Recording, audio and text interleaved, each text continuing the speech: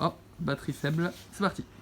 Bonjour, donc je vais vous présenter aujourd'hui l'expérience du transfert conducto-convectif sur une barre de cuivre.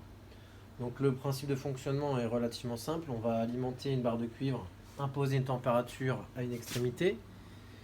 Voilà, donc ça va être la température du four. Et du coup, au fur et à mesure du temps, l'énergie thermique va se propager dans la barre. Et voilà.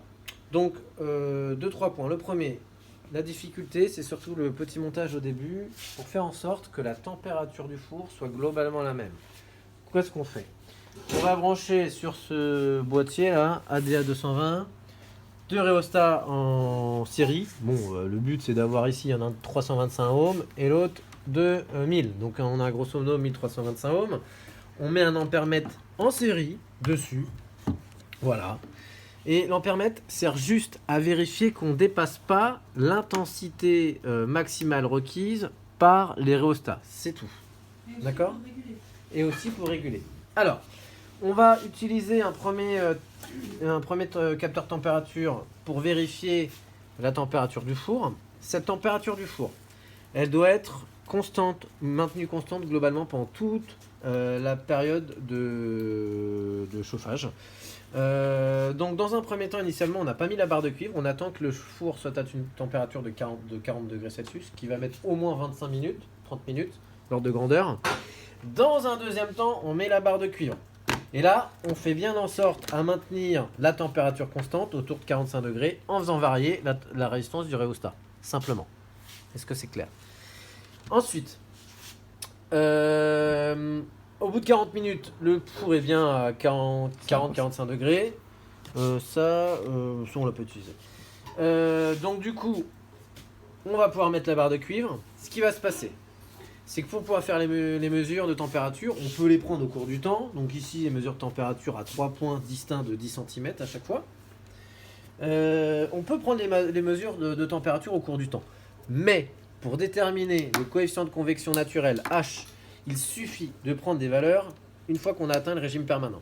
Alors, normalement, le régime permanent est atteint au bout d'une heure, un peu plus d'une heure. Mais, normalement, au bout de 40 minutes, vous pouvez commencer à faire des mesures. Pourquoi? Parce qu'en fait, ce qui va se passer, et là, je vous invite à aller voir le livre. Donc, je peux vous montrer déjà ici, sur l'ordinateur, les courbes qui tracent la température en fonction du temps de chacun des trois thermomètres. Et en fait, la courbe qu'on doit obtenir lorsqu'on trace ln de T moins TA, où TA c'est la température ambiante qui est de 24 degrés ici Celsius, on obtient en fait une droite. D'accord? Lorsqu'on trace cette ln de T moins TA. Et en fait, ce qui va se passer, c'est qu'au bout de 40 minutes, même si on n'est pas en régime permanent, on va avoir en fait, grosso modo, des droites qui vont être parallèles, qui vont augmenter jusqu'au régime permanent où du coup, ça va plus bouger. Mais elles vont avoir un coefficient directeur qui va être le même. Donc en fait, on peut prendre des mesures dès 40 minutes et non pas dès 1h10, 1h20, 1h30. Donc une fois qu'on trace la droite, une fois qu'on trace, excusez-moi, oui, cette droite, ln de T moins TA, donc on a la température en ordonnée, Y, c'est-à-dire le logarithme népérien de la température mesurée moins la température ambiante, en fonction de la position. C'est-à-dire pour le premier capteur, 34 degrés Celsius à 10 cm, pour le deuxième, 32,7 à 20, et pour le troisième, 31,6 à 30. Voilà. Donc on trouve ici le coefficient directeur, qui est en fait notre oméga, ici. Voilà, notre oméga. On n'a plus qu'à appliquer cette formule-là qui nous donne oméga 2, qui est égal à HP sur lambda S. Et à partir de là, on peut calculer H, le coefficient de convection naturelle. L'ordre de grandeur, il est compris entre 5 et 25. Alors attendez, je donne l'unité watts par Kelvin par mètre carré. Et avec les calculs, on trouve 4,5. Donc on voit qu'on est grosso modo pas mal. Donc c'est une manip qui a donc ça c'est le dictionnaire physique expérimental tome 2, thermodynamique. Donc l'avantage, c'est que cette manip, en fait, on peut la lancer.